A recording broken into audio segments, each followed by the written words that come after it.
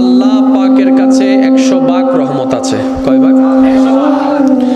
এই 100 ভাগ রহমতকে আল্লাহ 2 ভাগ করেছেন, 99 ভাগ একটা, 1 ভাগ একটা। এই 1 ভাগ রহমতকে আল্লাহ সমস্ত সৃষ্টির কাছে বিতরণ করে দিলেন।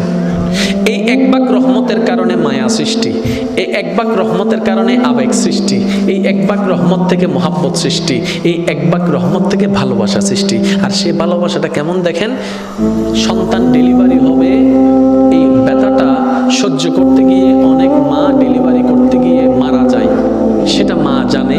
আমি সন্তান পেটে রাখলে 10 মাস আমি ভালো করে খেতে পারবো না, ঘুমাইতে পারবো না, সেটা মা জানে। তারপরও সন্তান পেটে নেওয়ার জন্য মা দ্বিধাবোধ করে না, দ্বিমত পোষণ করে না। ডেলিভারির সময় মা মারা যাওয়ার সম্ভাবনা 80%, সেটা মা জানে। ব্যথা সহ্য করার মতো না, সেটা মা জানে। তারপরও মা হাসি মুখে সন্তান পেটে নিচ্ছে, ডেলিভারির জন্য প্রস্তুতি নিচ্ছে। এবার মাকে জিজ্ঞেস করলাম, মা তুমি না সেই মা সামান্য একটা সুইয়ের ব্যথার জন্য তুমি চিৎকার করে উঠেছিলা? তুমি না সেই মা সামান্য একটা তেলাপোকা দেখলে লাফ দিতা? তুমি না সেই মা টিকটিকি দেখলে এই দিক থেকে ওদিকে দৌড় দিতা? তুমি না সেই মা অন্ধকারে তুমি বসতে পারতা না ভয়ের জন্য? আজকে তুমি নিজের জানের রিস্ক নিয়ে নিলা। তখন মা উত্তর দেয়, সন্তানের চেহারাটা এক নজর দেখার জন্য, সন্তানের চেহারাটা এক নজর দেখার জন্য।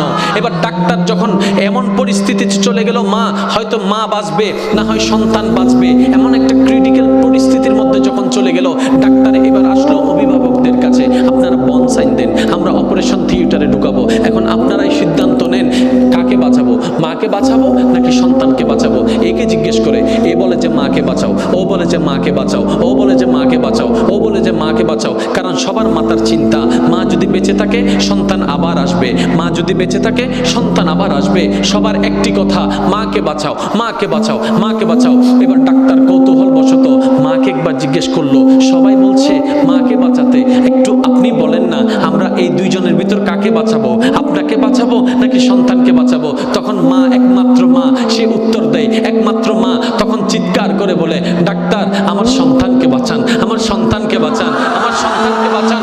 ডাক্তার অবাক হয়ে তাকায় রইল।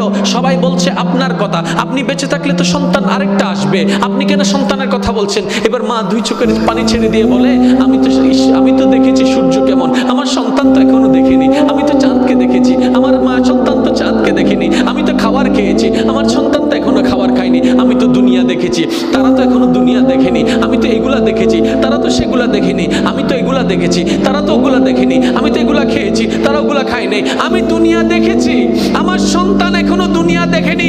ডাক্তার আমার আর দুনিয়া দেখার দরকার নাই, আমার সন্তানকে দুনিয়া দেখার ব্যবস্থা করে দেন, আমার সন্তানকে দুনিয়া দেখার ব্যবস্থা করে দেন। একজন মা সন্তানের প্রতি এই মায়া, ওই 1% ভালোবাসার অংশ, 1% ভালোবাসার অংশ। আপনার আমার নবী রাহমাতুল লিল আলামিন যখন এই হাদিস বর্ণনা দিলেন, 1 ভাগ রহমত রেখে আল্লাহ পাক 1 ভাগ রহমত পৃথিবীর মধ্যে রহমত ছড়াই দিয়েছেন, 99 ভাগ রেখে দিয়েছেন। সাহাবায়ে কেরাম আদবের সহিত আরজি করলেন, ইয়া রাসূলুল্লাহ, ইয়া রাসূলুল্লাহ, ওই 1 ভাগ রহমতের যদি এত ভালোবাসা, এত মায়া, এত টান, এত আবেগ, এত মহব্বত যদি হয়, এই 99 ভাগ আল্লাহ কেন রেখে দিয়েছেন? তখন রহমাতুল লিল আলামিন বলেছেন, ওরা আমার সাহাবারা শুনো, এই বাকি 99 ভাগ রহমতকে আল্লাহ হাসরের জন্য রেখে দিয়েছেন, হাসরের জন্য রেখে দিয়েছেন, হাসরের জন্য রেখে দিয়েছেন। সাহাবায়ে কেরাম বলে, ইয়া রাসূলুল্লাহ, এই 99 রহমত কেন রেখে দিয়েছেন?